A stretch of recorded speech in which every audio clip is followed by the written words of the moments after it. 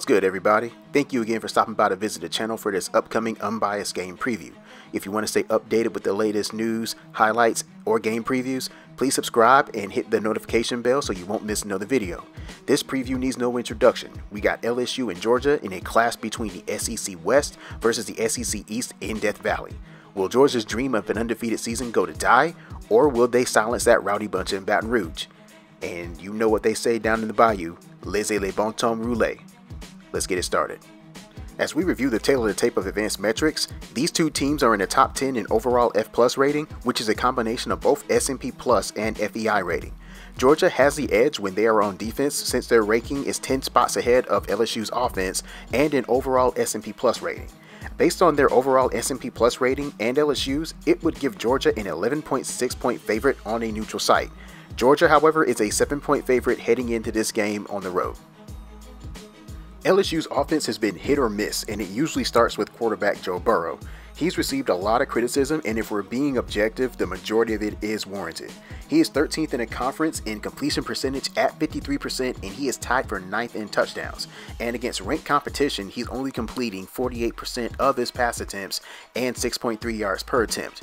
Now, the one bright spot on this season so far is his ability to manage the game, and he doesn't put the offense behind the 8 ball. When he needs a play downfield or turn a 2nd and 8 into a 3rd and short, he finds one of his 3 big targets at wide receiver. 6'2" Wentz Justin Jefferson, who is the brother of LSU quarterback Jordan Jefferson, 6'7" Stephen Sullivan, and 6'6" D Anderson. The height on that group sounds like wing players on the basketball court.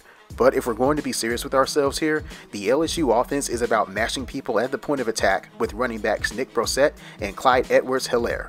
Both have a combined 13 rushing touchdowns and both average over 4.5 yards per carry. Georgia lost a lot of senior leadership on defense, and their ability to be disruptive left along with them. If there is a spot on this side of the ball that can be annoying to Georgia fans, it is their ability to generate tackles for loss and sacks. They're ranked last in the conference in both categories. But it is a good thing they have DeAndre Walker, who returned for his senior season. He was 2nd in sacks and tackles for loss last year, and he is their most disruptive player on defense. Their secondary overall may be their strongest unit, led by the other DeAndre, Baker. Teams don't like to test him, but he leads the team in passes broken up with 6 and interceptions with 2. His running mate Tyson Campbell is a true freshman, and he has a lot of talent and the potential to be a good one in Athens before he leaves. Georgia's offense is following the same formula they used last year. They are leaning on their running game and grinding other teams in the dust. When you lose Nick Chubb and Sony Michel, it was expected they would have a considerable drop-off. However, they're averaging 5.6 yards per carry, and they are using a running back by committee, at times playing up to 4 running backs. The biggest surprise of the bunch is Elijah Holyfield, who, as you know by now, is the son of the former heavyweight champ Evander Holyfield. Coming into the season, it was expected that DeAndre Swift would be the guy since he played a ton of minutes last year behind Sony Michel and Nick Chubb. The quarterback spot is a bit interesting. You have the incumbent Jake Fromm, who led Georgia to the college football playoff, and he is 2nd in the conference in completion percentage at 72%, 2nd in yards per attempt at 10.5, and 2nd in passer rating. He is a good game manager, and he doesn't do things to get you beat. However, there is an allure about freshman quarterback Justin Fields. He's played in every game since Georgia blows everybody out, and in limited action, he's completing 72% of his passes, and he gives Georgia an added dimension with his legs. He'll be a factor in this game, giving Georgia a change of pace. When you see LSU on defense, you see a fast, physical, smart defense with some NFL guys on that side of the ball. The biggest shock for me is that they are ranked 41st in total defense, which is not typical of an LSU defense considering the rushing defense department. Before the Florida game, they were ranked 20th in rushing defense, and they dropped 22 spots to 42nd. Despite their ranking in total defense, this is still a top 15 defense according to S&P Plus. Devin White is the team leader in tackles with 53, and his ability to run sideline to sideline is uncanny.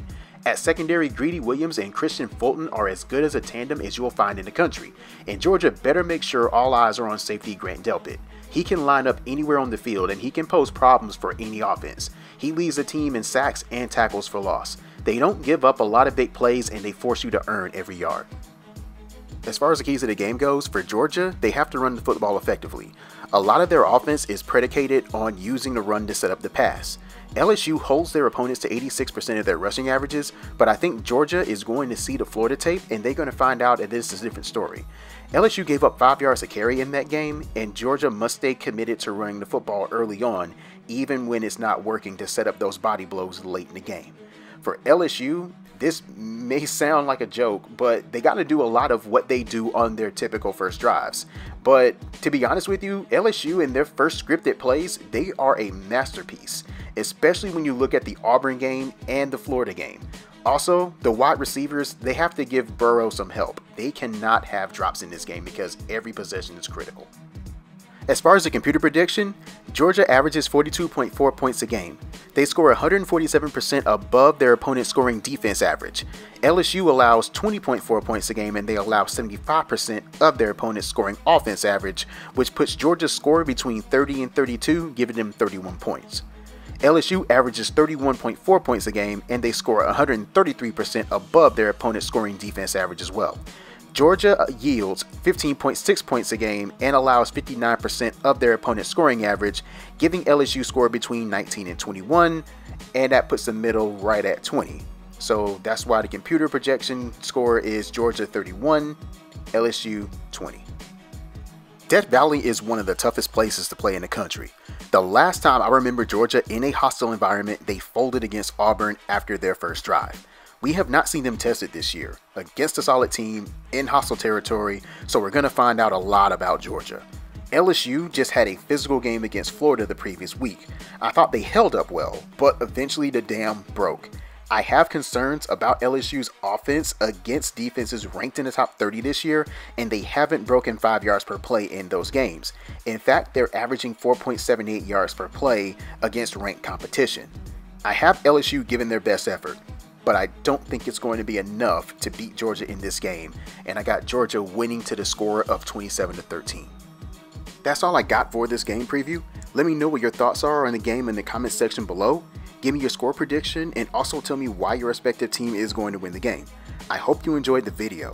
All I ask is that you give the video a like, and if you love college football as much as I do, hit that subscribe button if you want to stay updated with the latest previews and the occasional highlights. Till next time.